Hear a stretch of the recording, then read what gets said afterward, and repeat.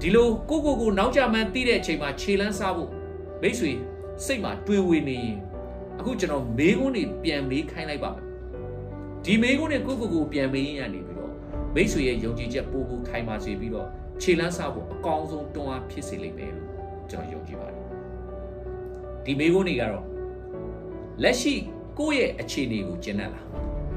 ငါဒီထက်အောင်မြင်တိုးတက်ချင်လားနောက်နံပါတ်3မေးခွန်းမိသားစုနဲ့ပတ်ဝန်းကျင်ကိုငါပြောင်းလဲတိုးတက်စေချင်လားနောက်နံပါတ်4မေးခွန်းဘဝအတွက်အခွင့်အလမ်းတွေငါမရှာဘဲဒီတိုင်းရက်နေတာအဓိပ္ပာယ်ရှိရလားနောက်ထပ်နံပါတ်5မေးခွန်းတာယာပျော်ရွှင်တဲ့ငါဘဝငါမိသားစုငါပတ်ဝန်းကျင်ကိုငါမဖြစ်စေချင်ဘူးနောက်ထပ်နံပါတ်6မေးခွန်း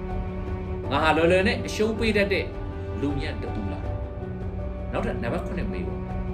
တကယ်ပဲငါမှဒီခက်ခဲကိုကြော်ဖြတ်ဖို့နီးလမ်းမရှိတာငါကိုယ်တိုင်မရှာဘူးအဲ့ဒီမေးခွန်း9ခုမိတ်ဆွေပြန်မေးကြည့်ပါဒီမေးခွန်းတွေကိုထပ်ခါမေးနေအဲ့ဒီမေးခွန်းတစ်ခုစီကိုဖြေတိုင်းမှာမိတ်ဆွေလေးလေးနဲ့ကိုယ့်ကိုတွေးပါအဖြေထုတ်ပါအဲ့ဒီမေးခွန်းတွေကိုဖြေနေရင်းနဲ့ခြေလန်းစာဖို့ခွန်အားတွေဖြစ်လာမှဖြစ်တယ်လို့မိတ်ဆွေရဲ့မူလရည်ရွယ်ချက်တွေညီမှန်းချက်တွေကိုပြန်ပေါ်လာပါလိ